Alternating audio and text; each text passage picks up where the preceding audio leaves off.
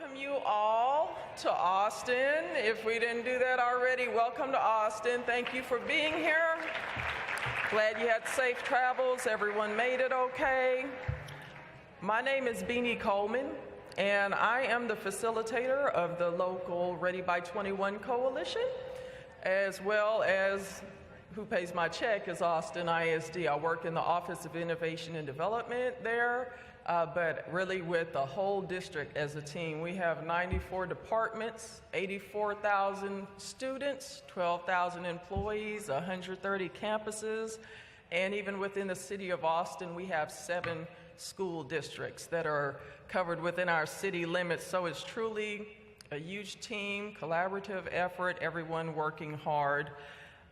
We top a lot of lists. You've heard about our live music, probably our health and fitness, diversity, best places to live and things like that. But it's interesting to note that recently in a study, Austin was also deemed one of the large urban most economically segregated cities in America.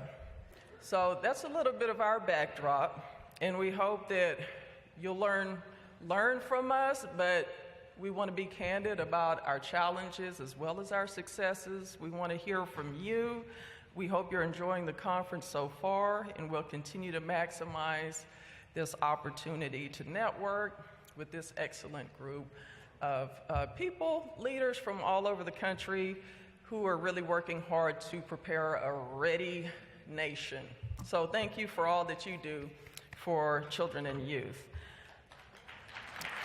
Give yourselves a hand, pat on the back. I have the pleasure of introducing our next guest, part rapper, part singer-songwriter, who blends his voice, guitar, and loop pedal to create a live show that is nothing less than an experience. His album, Dream in 3D, was considered for a Grammy Award. His book, Dream in 3D, has influenced multitudes. He has entertained and inspired diverse audiences at events including 2 TED Talks, Google headquarters, the last 5 Super Bowls, and the Kennedy Center for Performing Arts. In addition, he's the founder of Reroute Outreach, a nonprofit organization which helps underprivileged youth to discover their talents and skill sets in the creative and entrepreneurial sectors, in part because of his art and in part because of his heart. I like that. Yeah, that's cute. June 12th was deemed Saul Paul Day by the mayor of Austin, Texas, the live music capital of the world. Ladies and gentlemen, please welcome to the stage, show your love for Saul Paul.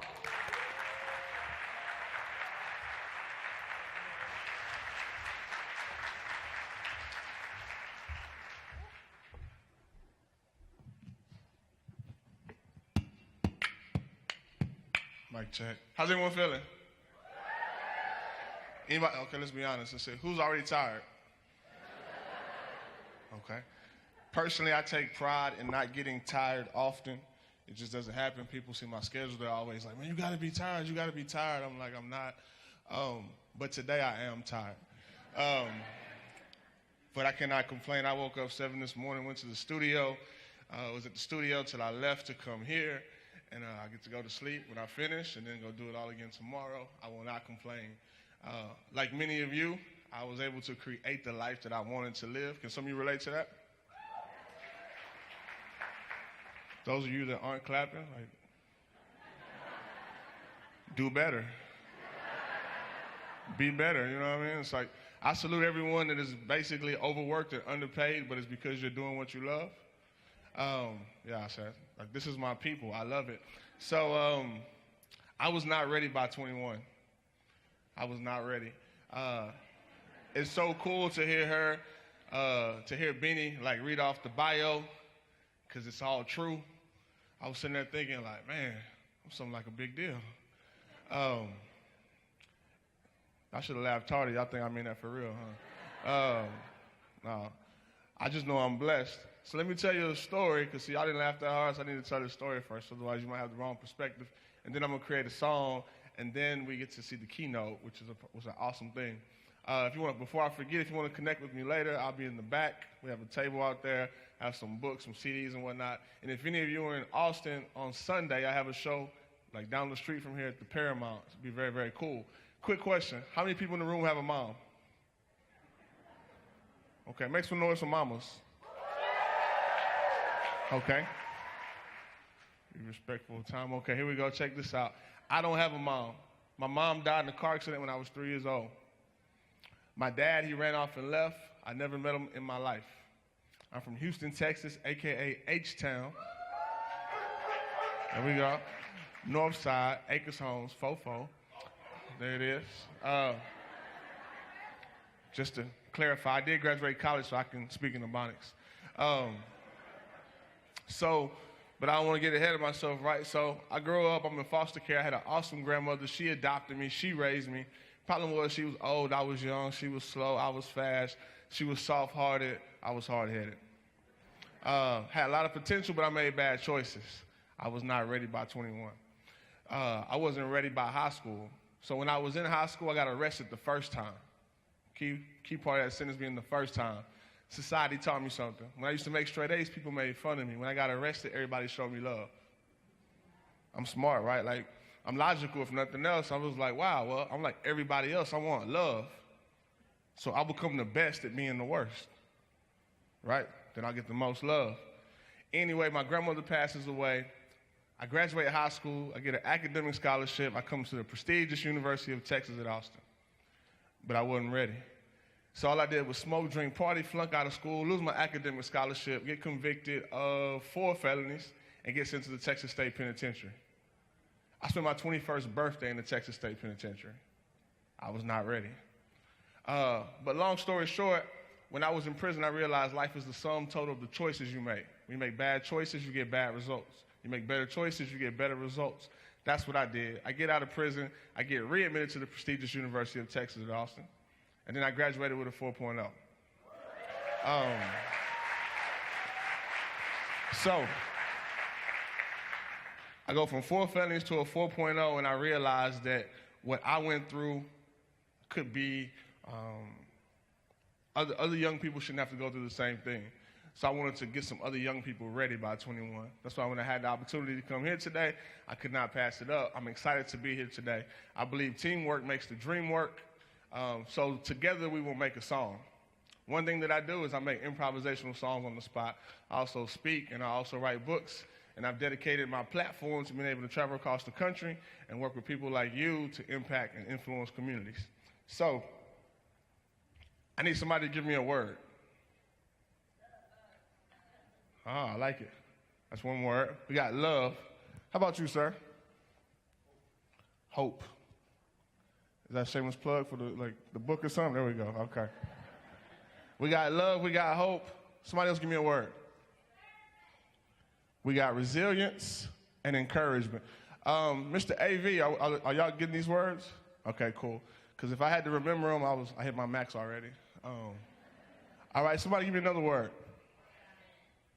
What's that? Connection. All right. I have about 3 more minutes, and I got space for maybe 2 more words. Somebody else give me like a big word. Who said hip-hop? Hip-hop. Hip-hop is a powerful thing. It's not all bad, but it's not all good either. Hip-hop influenced me. Mentorship is a powerful thing. I know that, right?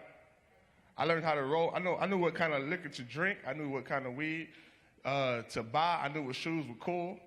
I learned a lot of bad things from hip-hop. At the same time, I use hip-hop to influence people positively, so it's kind of like money. It is what you make of it. All right, big word, big word. Dream? Dream. I like that. Okay, dream. Y'all are a very, what's the word? Positive group? Okay. I'll take that. I need okay, that's cool. I need a creative word, a word to make this challenging. I'm about to be like Evil Knievel, and it's I need Diligent, no. I need a word that does not make sense for this room. That word makes sense for this room. Diligent, I expect that.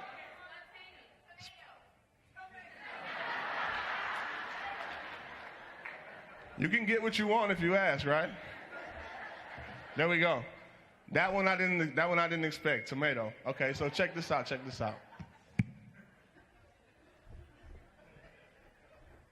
One time.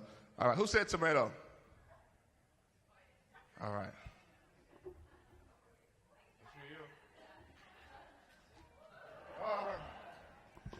Yeah, I want to give that away. That was the most creative word of the day.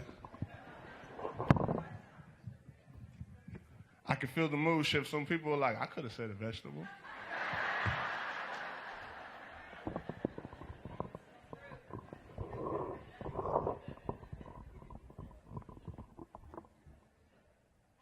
All right. Good luck. There we go.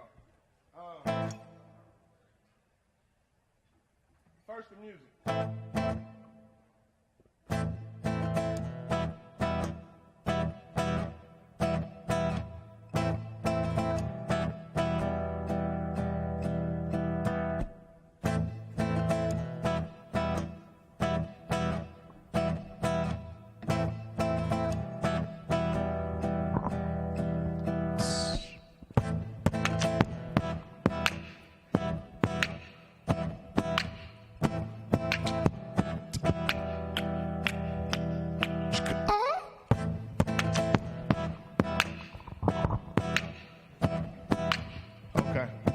We have some music, right? You can't have a song without some music. So, the chorus, N-O-W. What does that spell?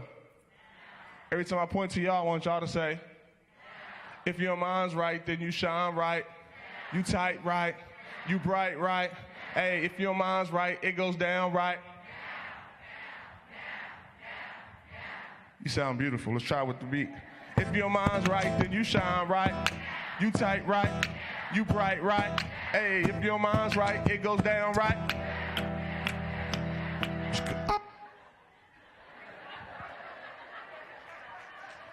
I can't dwell here, but we already know, right? We already know. It's like when you deal with the youth you deal with, sometimes you don't even have to point out what the issue is. Like, but I'm on the clock. I got to keep going. All right. Welcome to Texas. Let me teach you how to chunk the deuce. Put your peace sign up. Turn your hand backwards facing you. Bend your wrist 90 degrees. Go back where you started. Repeat. Look, all my people from H-Town over there like, is he teaching all these people how to chunk the deuce? I just did that. I did that. It's called cultural competency. Stop clapping. I'm on the clock.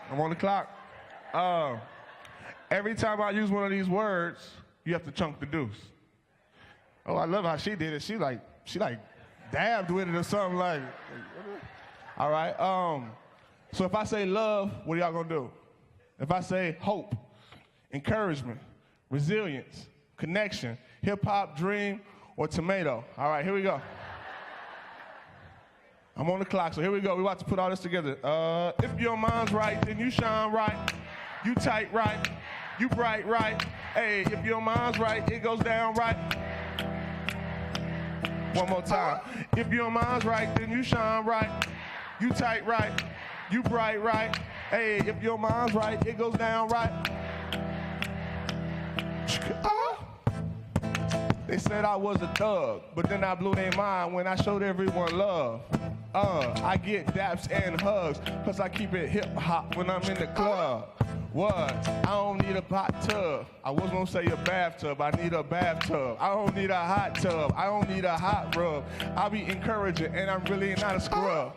I said encouraging. Y'all waiting for encouragement. I feed your soul. You can get this nourishment. I'm resilient. Had to persevere. I'm sticking to the script, to the rules I adhere. Who's here? Bet some folks from Minnesota. I am Saul Paul. I'm an H-Town soldier. Got them chunking deuces and now the game over. I used every word, said wait. Hold up. D-E-R-A-M.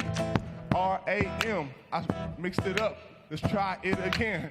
D-R-E-A to the M. I just said dream. Now we just straight juice in. And the last word, They gonna hate though, cause I don't like it in my soup. I don't need tomatoes.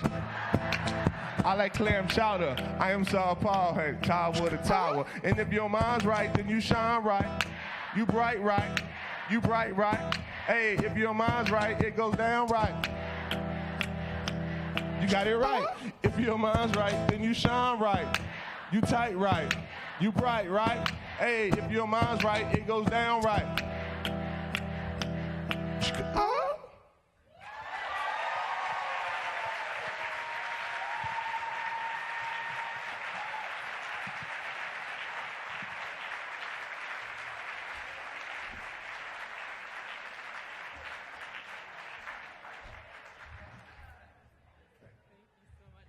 Saul Paul, thank you so much. One more round of applause. Thank you for shining for us and sharing your story and music. Good afternoon, everyone. My name's Kylie Bedner. I'm a portfolio manager for the Weichert Center for Youth Program Quality. And I am delighted to see you all today. And I had the chance to see our speaker at the Dare to Disrupt conference last fall in Seattle, Washington, sponsored by Schools at Washington and the National Summer Learning Association. And I have to tell you that you are in for an amazing presentation.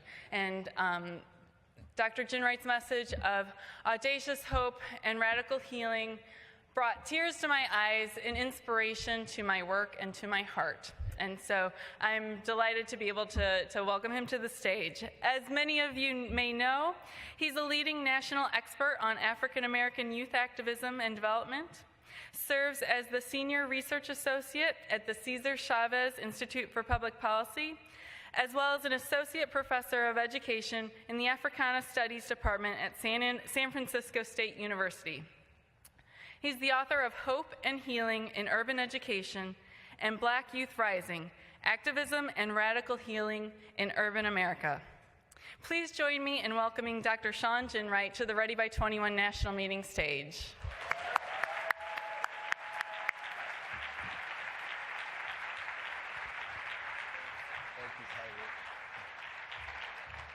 Thank you, Kylie.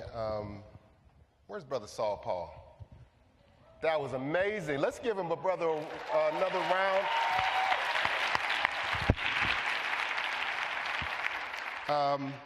I bring you greetings from the sovereign and independent nation of Oakland, California. It's a pleasure to be here. Thank you, Karen, for the invitation. It's been 20 years, right, since the Forum for Youth Investment, and we have a long history of working with young people and really trying to get this country to better serve young people. I want to share some ideas with you today that I think are critically important that are facing young people all around the country. Oftentimes, we talk about social emotional learning, we talk about youth development, but sometimes we lose the texture about what young people deal with on a day-to-day basis. And my own research and sort of travel from around the country finds some very simple and elegant yet profound ways that community organizations and schools, in some instances even police departments, are using ways to support the lives of young people around the country. I want to also say that I feel home here today, right? We all work with youth. And I hope that some of these ideas push you. I hope that some of the ideas encourage you. I hope that some of these ideas challenge your work. My life, just like yours, has been dedicated to young people, and I think that we all have a responsibility. We all have a way of dreaming about our own young people to create a better society. I want to start off with a story. That was actually the first time, Karen didn't tell me I would be following Saul Paul, so I can't rap, bruh, so I'm not gonna try. This story happened this is about 5-6 years ago. I was asked to, I'm usually asked to speak at conferences like this, but I got a call from a prison not far from my home. And the prison, they asked for me to come, and they said that there had been some men in the prison who had read my first book. And I debated whether or not I would take the invitation or not. And so After about a week, I said, you know what, I'll go ahead and take the invitation. And I made the phone call, and the young woman said, there are about 10 men here that have read your book. They'd really like to meet you. So I drove about an hour from my house out to the prison. And I don't know if you've ever been to a prison before, but when I got to the prison, the correctional officer at the gate said, Dr. Ginwright, we're glad you're here. There's some men that are waiting for you in the cafeteria. They've read your book. Can I see your ID? And I showed him my ID at the gate. And he said, okay, I need you to follow our instructions so that we can guide you to where the men are waiting for you. So he opened the gate, and I walked in, and the first correctional officer that I saw said, we need you to follow the yellow line to the end of the corridor. So I found the yellow line, and I walked all the way to the end of the corridor where I met another door. And that door buzzed open, bzzz, and I walked through it, boom. There's another correctional officer there, and they said, you're going to the cafeteria, right? I said, yeah. You need to follow the blue line all the way to the end of the corridor. So I found the blue line, and I followed it to the end of the corridor. That door buzzed open, bzzz, and then it shut behind me, boom. There was another correctional officer there, and that correctional officer said, you're going to the cafeteria, I know. I need you to follow the green line to the end of the corridor. So I followed the green line to the end of the corridor, and another door buzzed open, bzzz, and the door shut behind me, boom. But by this time, that third door shut behind me, I began to feel the sense of incarceration, right? I began to feel enclosed. I began to feel trapped. I began to feel as if I was incarcerated. And so when that third door shut, I talked to the correctional officer, and I said, where's the cafeteria? He said, it's right over here. But I began to be deeply insecure, right? I began to imagine that these men feeling like they couldn't get out, that they were trapped, right? That they couldn't hug their daughters, they couldn't hug their sons, they couldn't smell the fresh rain and dirt, they couldn't smell freshly cut grass. They were incarcerated, and so I was deeply insecure, and so whatever talk that I had prepared, I actually just tore it up, right? I didn't know what I was going to say, but I knew I couldn't say what I was planning on saying.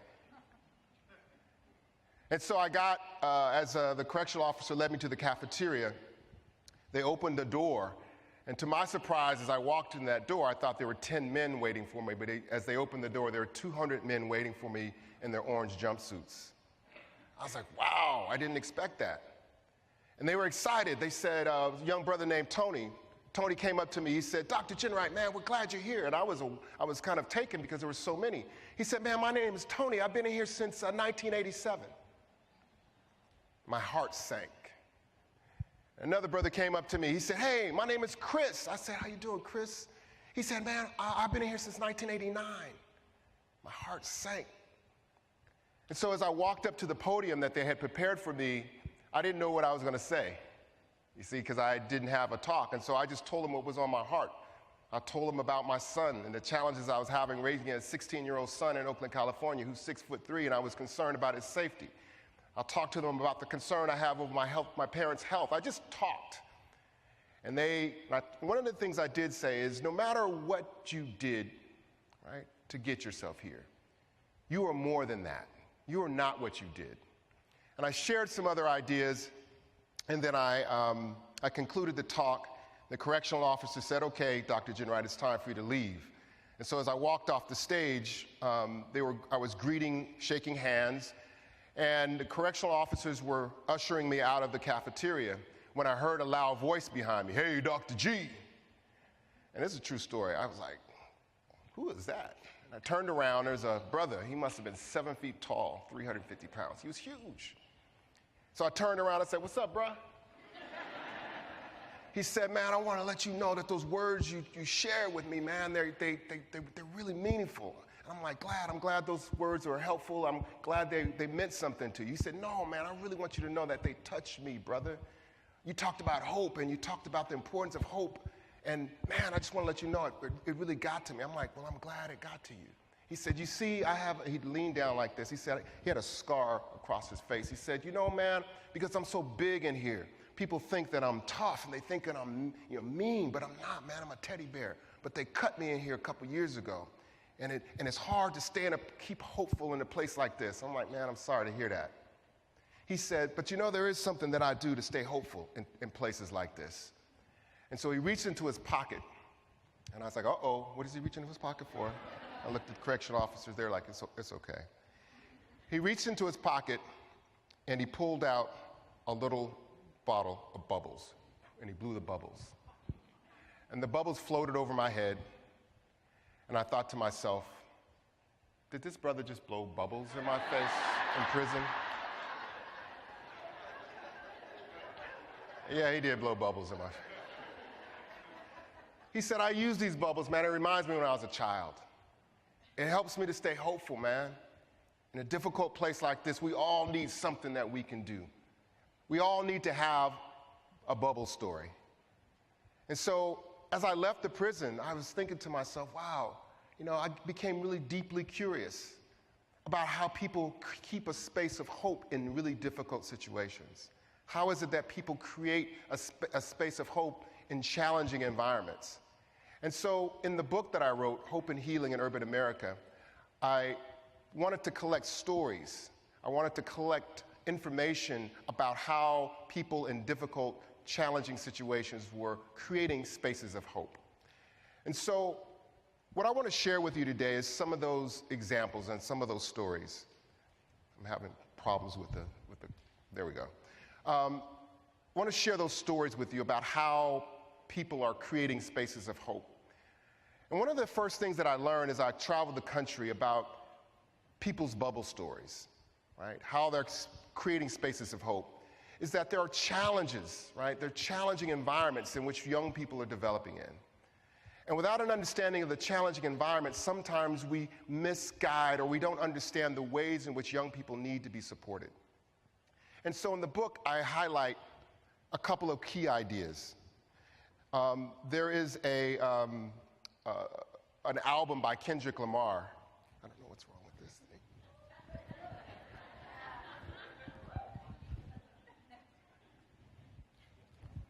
I don't know what's going on with the technology. There we go. All right.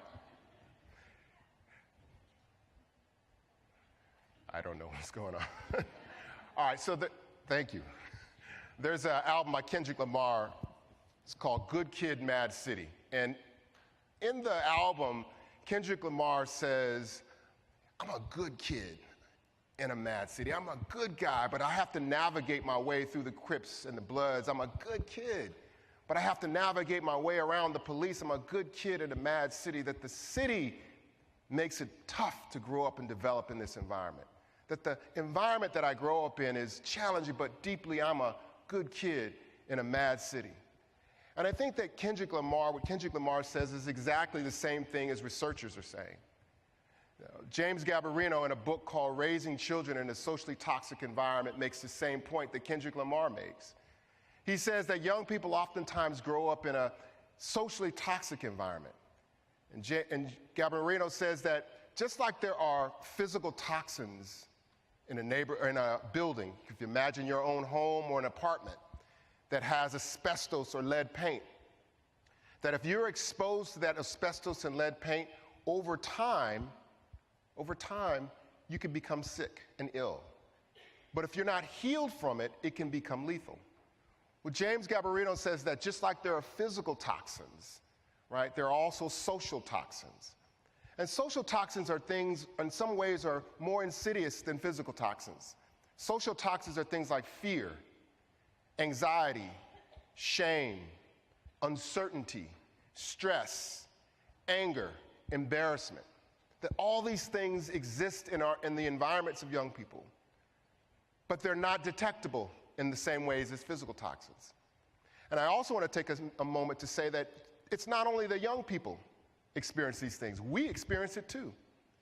That sometimes we think that our own work with young people is fundamentally about one-directional support to young people. But I hope one of the things you leave with today is an understanding that your own health and well-being is just as important. And that if you ain't right, your young people won't be right. And so we have to look at ways to support the adults who work with the young people as well. We talk about young people's social emotional health. What about the adults' social emotional health? James Farmer calls it structural violence, right? That sometimes the environments, right, that there are laws and policies that make it very difficult for young people to feel safe, to develop in a healthy and productive way. And one of the things I like about James Farmer's term, structural violence, is that he says that it's not just blocked opportunities. Inequality doesn't just block opportunities, but it harms the well-being of individuals and of communities and of nations. And so if you think about policies of inequality, right? Inequality in terms of funding or schooling, all of these things have a devastating impact, not just on the opportunities, but they have an impact also on young people's well-being. You can think about immigration, for example. The research by the Human Rights Court in August of 2015 did a study between 2010 and 2013, found that there were 90,000 families were deported. Most of those 90,000 families that were deported between that time had children that were U.S. citizens. They talk about the absence and the disruption that that had in their families, and that the young people, because of the fear, because of the uncertainty about immigration, showed up at school and began to act in very traumatizing ways. You could think about the summer of 2015, right, when we had numbers of police shootings of unarmed citizens. A study by the Mapping Police Violence and the U.S. Census found that between the ages of 18 and 26, they did a survey of young people between the ages of 18 and 26 in New York City, and found that if African American males, the more police contact that they had, the more likely they were to display post-traumatic stress disorder. The U.S. Census also found that African American males were 5 times more likely to be stopped and harassed by police officers than whites. So just the contact with police, just the understanding of contact creates a sense of stress and uncertainty for young people in communities. I want to take you to Oakland for just a second. And I want to kind of show you a mapping of a way in which we can understand social toxicity. This is a map of Oakland. Oakland is separated by the hills and the flatlands. Each of these dots represents a homicide in Oakland. So if you look at 2002, there were 113 homicides. The flatlands are the gray area, the hills are the white area.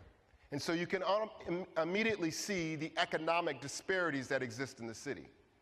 In 2003, there were 114. In 2004, there were 88. In 2005, there were 94. In 2006, there's 146 homicides. And this is a picture of a 5-year total, right? And if we look at all of the homicides over that period of time, we see that there were 555 homicides in that time, right? So social toxicity has an impact not only on young people, but everyone who lives in a particular context and environment. And it creates hopelessness. And hopelessness is a predictor of violent behavior. Hopelessness is a predictor of fatalism. Hopelessness is a predictor of depression. It's a predictor of anxiety. And it's a predictor of many of the things that show up in our after-school programs and in our classrooms. And so if we're not dealing with hopelessness, sometimes we're just addressing the symptom and not the root cause. So the challenge then is, how do youth development professionals respond, right?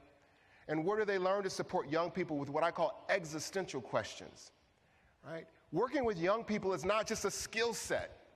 It's not just give me a curriculum and let me show you how to do it.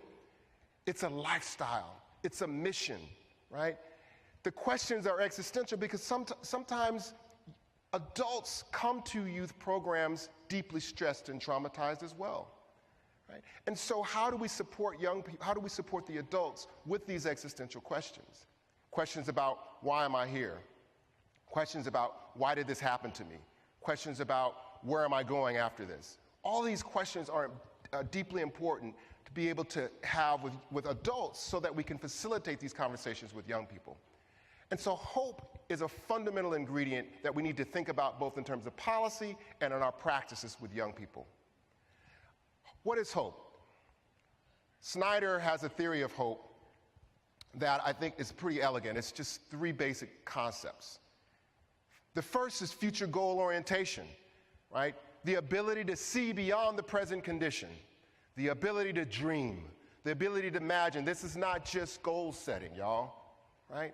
This is dream setting, right? The ability to see beyond the present condition. One of the things I talk to my students about all the time is that my graduate students are so focused, for example, on ending the school-to-prison pipeline, which is necessary.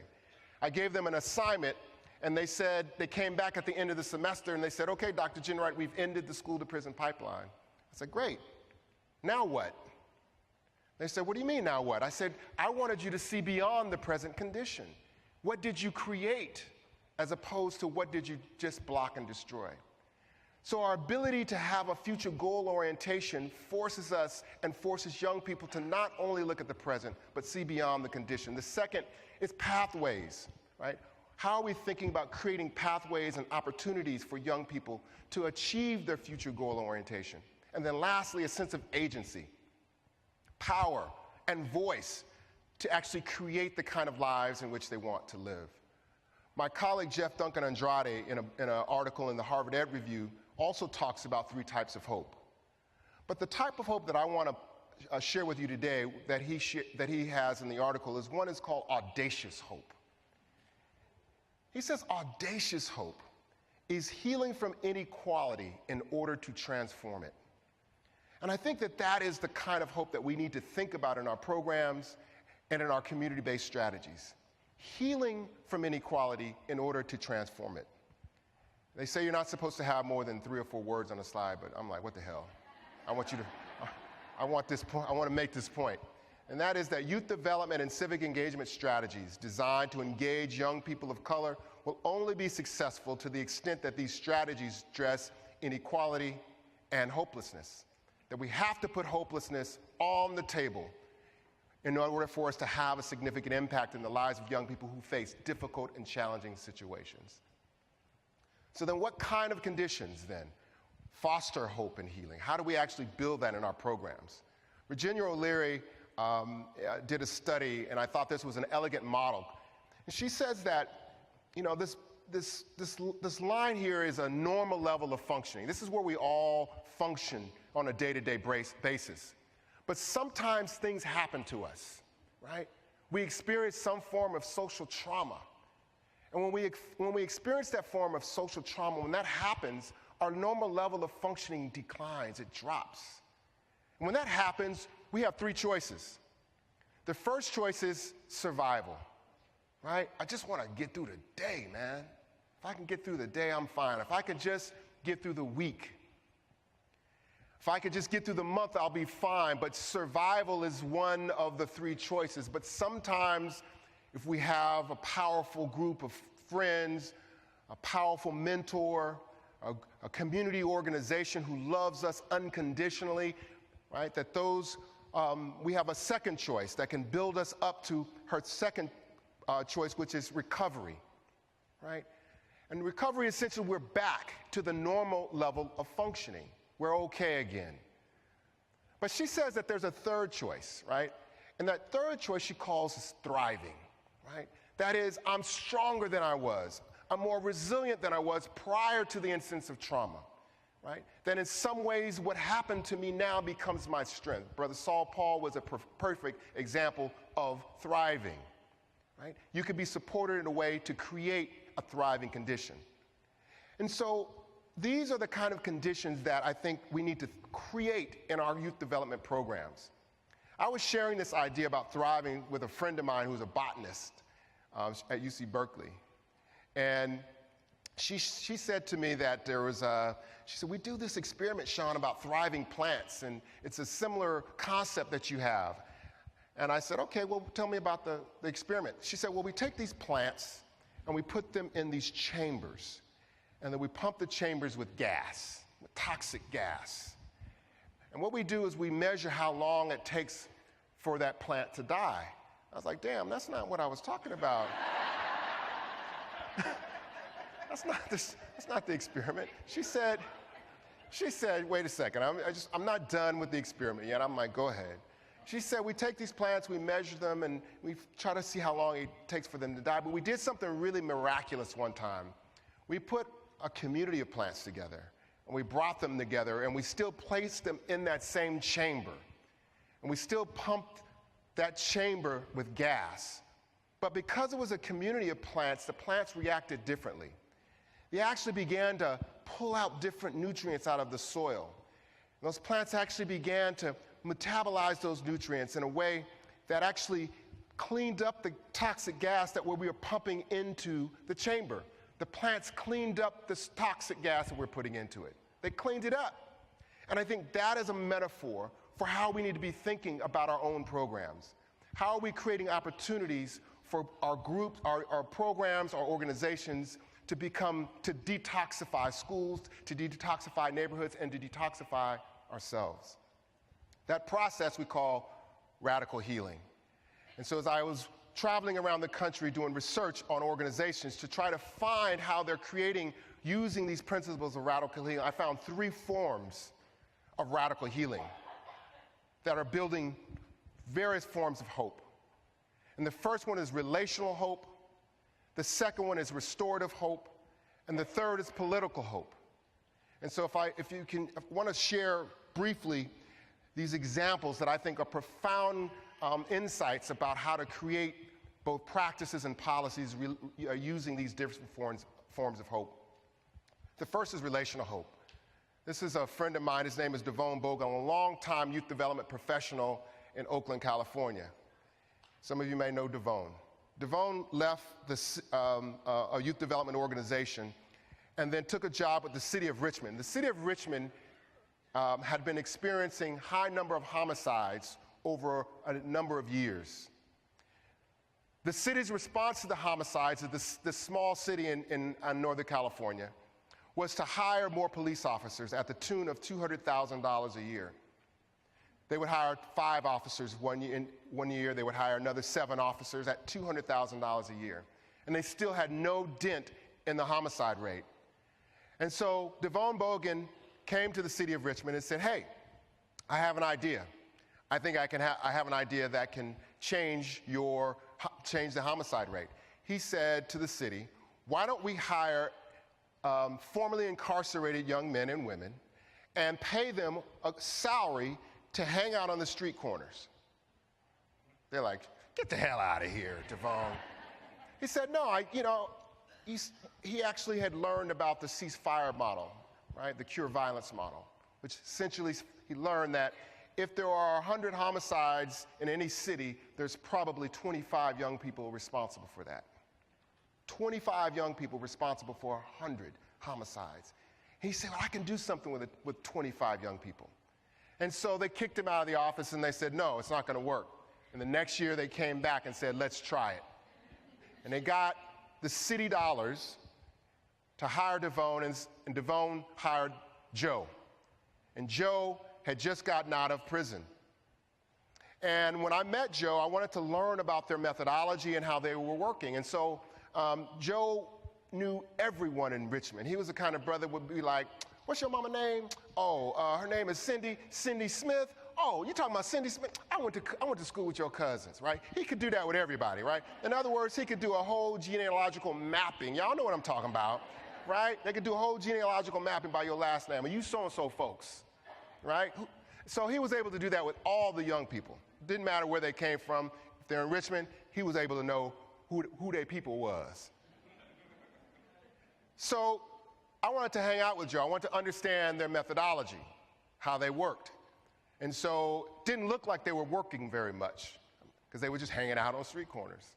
So one day I rode with Joe, and the young people that they work with, they call them shooters because these are young people that carry guns. And they would drive around, and so we pulled up to a liquor store where we saw some young people hanging out. They were rolling dice and smoking weed. And he said, this is what we do, Dr. Ginwright. So he got out of the car, and then I opened the door. I was getting out of the car. He said, hold on, Dr. G, you might want to stay in here because they got guns. I was like, cool. I'll wait right here. he went up to them and he said, no, it's okay, you can come out. And he began to have a conversation with them.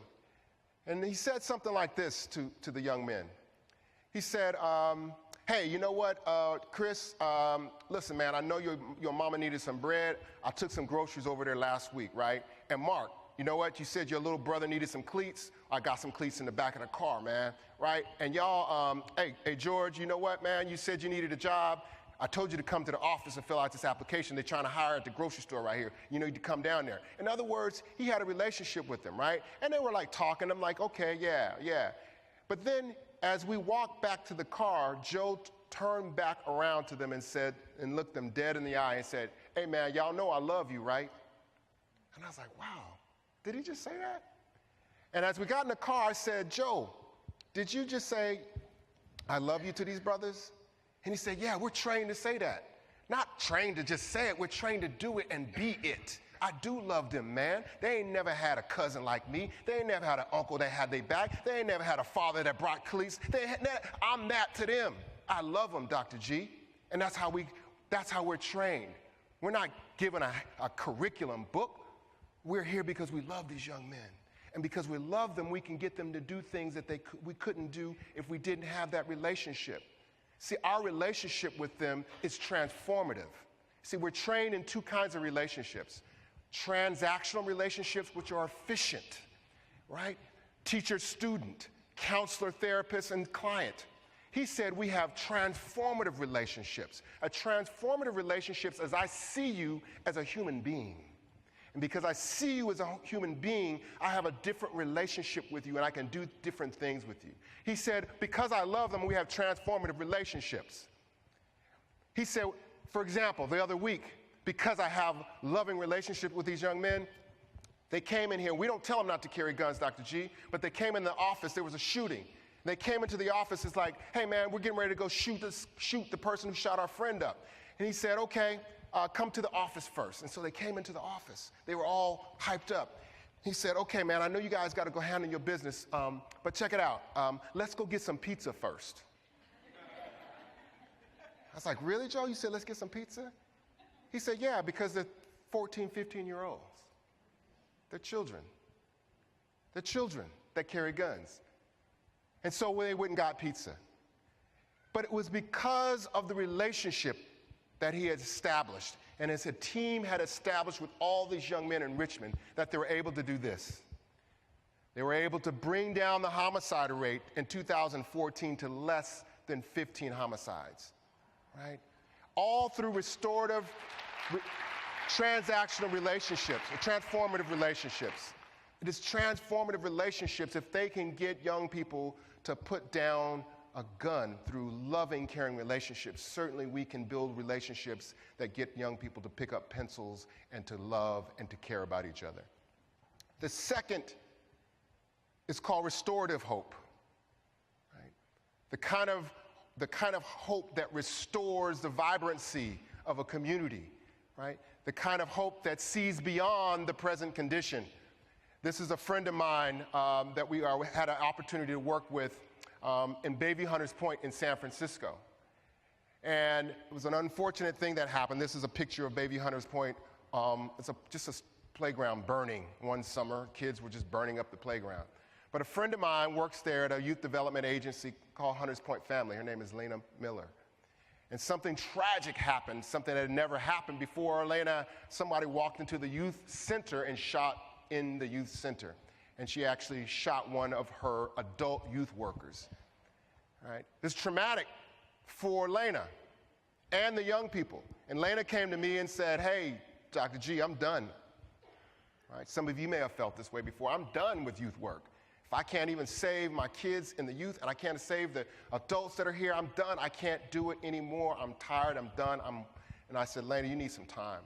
So we were able to work with her board to structure a sabbatical. And she went to Harlem's Children's Zone, and she learned to garden, and she did all kinds of different activities. But when she came back to Hunters Point Family, she had a different vision of how to restore that neighborhood. And one of the first things she realized was that not only was she traumatized, but all of the young people in that same neighborhood were traumatized too. and that you couldn't just use a one-to-one counseling therapy approach because everyone in it was traumatized. So we worked with her to do some research. And here's what we found. This is a map of San Francisco. This comes from the city of San Francisco. So if anybody from San Francisco in here, you probably are familiar with this map. The map the red area represents, I don't know if you can see District 10, that's Bayview Hunters Point. The red area represents the mental health need in San Francisco. The white dots represents where the mental health dollars were being spent. You see that? So she automatically knew that the policy was wrong. So she worked with young people, she worked with adults, and she did organizing to lobby the city. Her vision was to create not just a mental health facility. She said, I want yoga in the housing projects, right? I want community gardens on the streets. I want everything that they got in the suburbs, Dr. G. That's what I want in Bayview Hunters Point. And I want the city to pay for it. And so she organized and lobbied, and she said, you know, it was like the red was the infection and the white was the medicine. And so when she organized to move those resources into Bayview Hunters Point, right, her first move was $1 million to create health and healing strategies in the housing projects, right? And now they have community gardens, they have juice bars, and they have a yoga studio in Bayview Hunters Point in the housing projects, right? And the thought was, nobody's going to use meditation. Nobody's going to use those things. Now you see people in their residence with their rolled up yoga mats, right, walking into the yoga studio in the housing projects. There was a way of envisioning healing beyond the present condition, restoring a sense of hope. The last is called political hope, right? How do we engage, or how young people engage in a politics that transform the quality of their own life? This was a picture of some young people in Los Angeles. And Los Angeles had a policy called willful defiance. Some of you may be familiar with willful defiance. It was a policy that says that if a teacher sees a student that's willfully defiant, they can be expelled or kicked out of school. And willful defiance is anything that the teacher defines it as. You could be wearing a hat, chewing gum. Teacher could say, you're being willfully defiant, get the hell out of my classroom. This policy was disproportionately impacting young people of color. It's kicking out mostly African American and Latino young people. And so these young people organized with adult allies to get that policy removed. And so in May of 2013, LAUSD, because of young people's political voice, was the first to remove a willful defiance policy out of its policy. They were the first in the nation to do that. They continued to organize because it wasn't enough to just remove the policy. Remember, I said you have to see beyond the present condition. So those young people organized and got more resources from the school board. In 2014, was able to get $4.2 million to create programs of restorative justice in their schools. And then in 2015, they were able to stop a $13 million allocation that was going to go towards policing in schools and get an additional $3 million to go towards the restorative justice policies and practices in their schools. All because organizing, they had a political hope on transforming the conditions of their schools. So what are the practices that build hope and healing and equity? These are 4 questions that I think you should consider in your own work. Have you provided opportunities for young people to share their stories and feel supported and heal from trauma, right? How are you building intentional spaces around healing? And this is not only for young people. I could tell you now, if you're only thinking about young people and not creating a space of well-being for your adults as well, right? It's only half of the equation. Well adults will create well young people, right? Both of these things have to happen simultaneously. My travels around the country, I've heard over and over again about how the adults need these supports as well. The second, which is how do you support your adult staff with their own stress and trauma? Look at your budgets. And this is not just professional development, right? Because professional development says I'm building your skill sets as opposed to I'm building your humanity, right? That you're more than just a youth development worker or a program director. You're a mother, you're a father, you're a sister, right? All of those things happen that impact your work. And so building an opportunity and strategies to support the adult staff is critically important. Third, has your staff engaged in a quality conversation about race and inequality, right? Again, not just a 1 hour drop-in per year, right? But how do you build in an ongoing strategy to deal with some of the challenges that young people face in their neighborhoods and schools? And then lastly, have you formed a reflection group to learn and dialogue and engage in equity issues? And this is why a reflection group is important. It's not just a professional development, but it's an ongoing struggle with it, right? An ongoing dialogue with a small group of people that are slowly moving the dial on issues that you want to see happen in your own program and in your organization. So this is Clinton Lacey is the director of DC Department of Youth and Rehabilitative Services, and I was giving this talk, and someone came up to me after the talk, and they handed me this. This is if you ask me for my business card, you're going to see this. Handed me this. He said, "I want you to have this business card holder," and it says "Love in Public Policy." And the reason I thought that was so important because this is exactly what hope is, right? Hope is about figuring out how our public policy can be more loving and caring and supportive of young people. I like to end with this quote. It's a quote by Dr. King. And it says that one of the greatest problems of history is that the concepts of love and power have usually been contrasted as opposites. What is needed is a realization that power without love is reckless and abusive, and that love without power is sentimental and anemic. Power at its best is love implementing the demands of justice, and justice at its best is power correcting everything that stands against love. Thank you guys very much. Thank you. Thank you.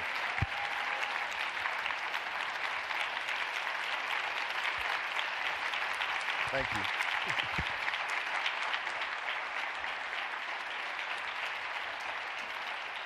A couple questions? Thank you so much.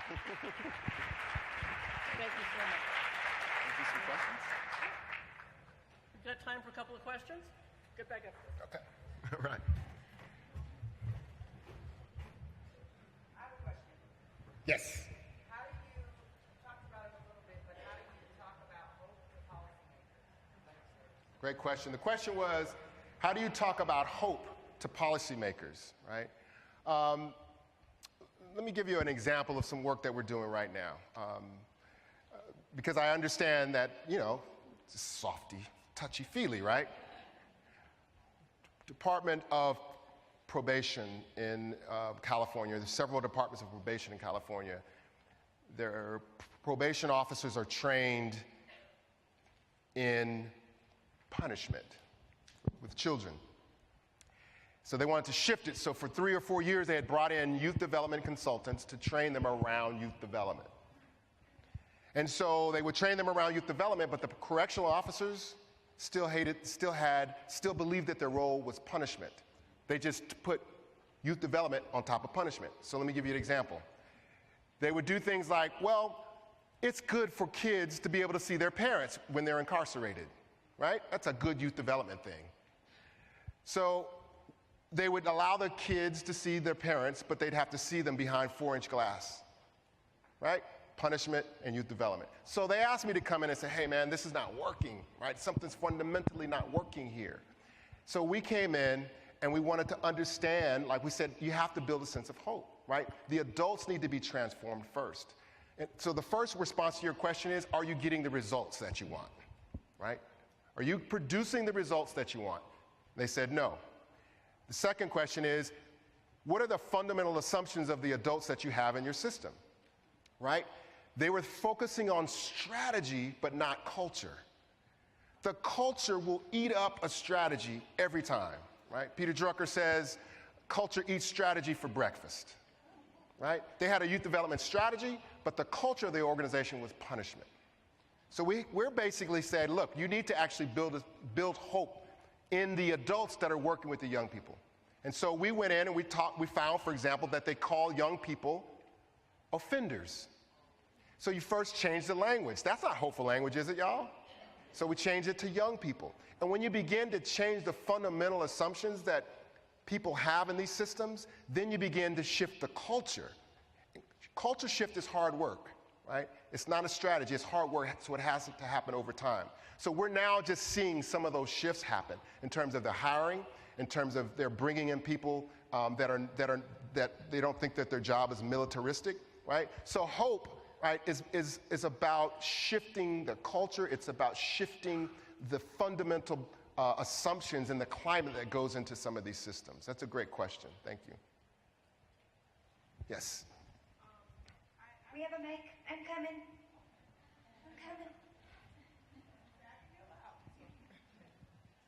So I work with a lot of youth and a lot of times encounter them in their survival mode and contract people who oversee the programs that we work with don't realize that some of the outcomes that they are asking for are hard to reach in a short time frame and all of those things. I guess my question is similar to how do you speak to like stakeholders and people who are not necessarily doing the work around building these sort of supports for young people when they're not in a place where they're ready to even talk about some of those outcomes that we are wanting to address. I think you have to find the policy lever, right?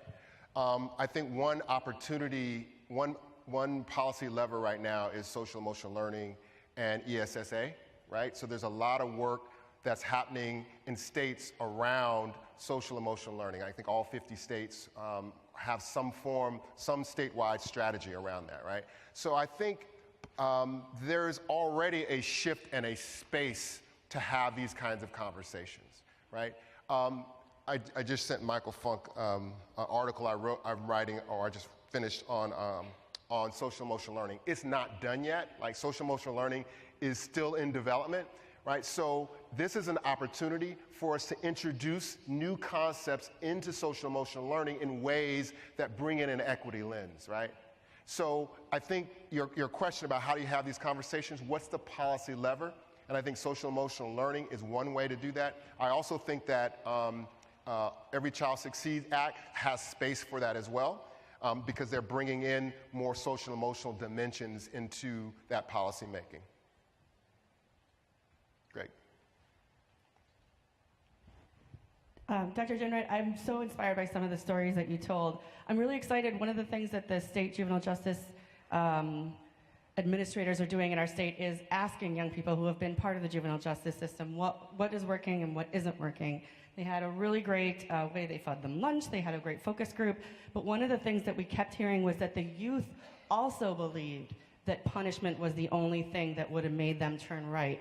And my heart broke. I didn't know what to say to them because I felt like they had been brainwashed out of their hope. And so I'm wondering if you have any stories or any ideas about how to answer that, or how to... Well, no, that's a great question. And I don't want to be my professorial self because I can get out of chalkboard, but just one of the ways that oppression works is that it self-blames, right? So oppression, one of the things it does is it says it's sort of your fault, right? And so you have to first understand that that is a toxic response, right? So even though they said that punishment is what turned them around, right? It's because there's no other alternatives. So what if there were what if there were real correctional places, right? Ones that were not about punishment, but they were actually about correction, where they were what if they got sent instead of locked up? I was in a juvenile hall just last weekend, right?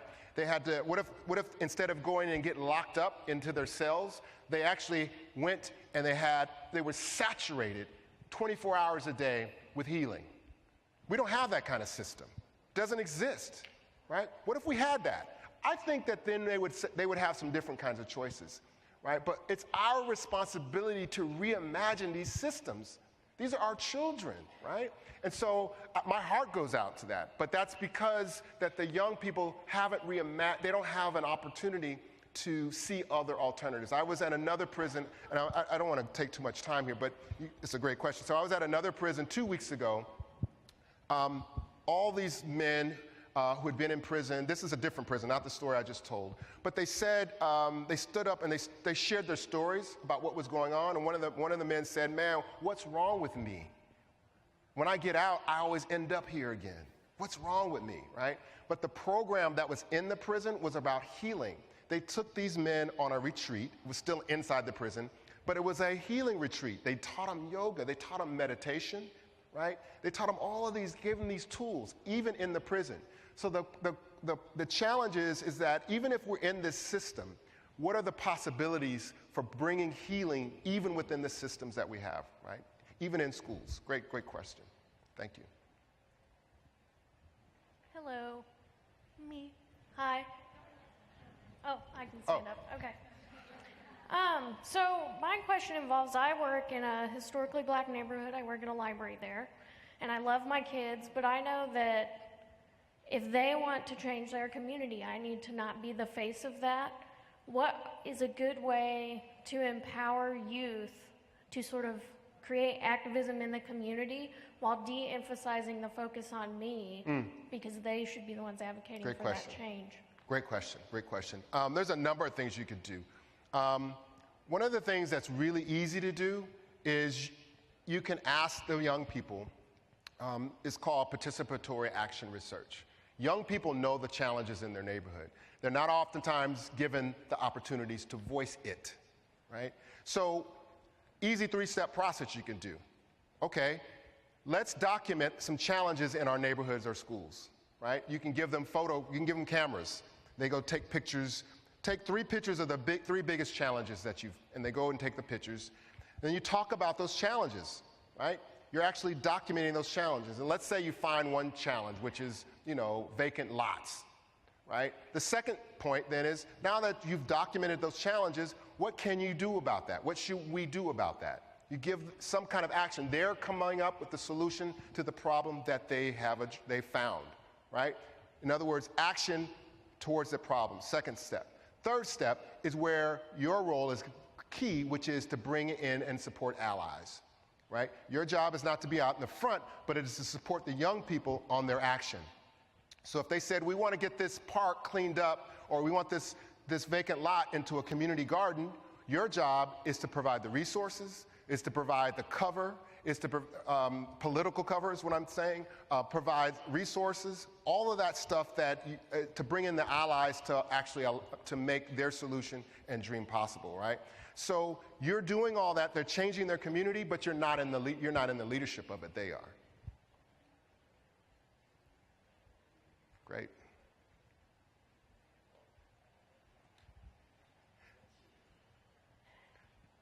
All right. Thank you very much. Thank you.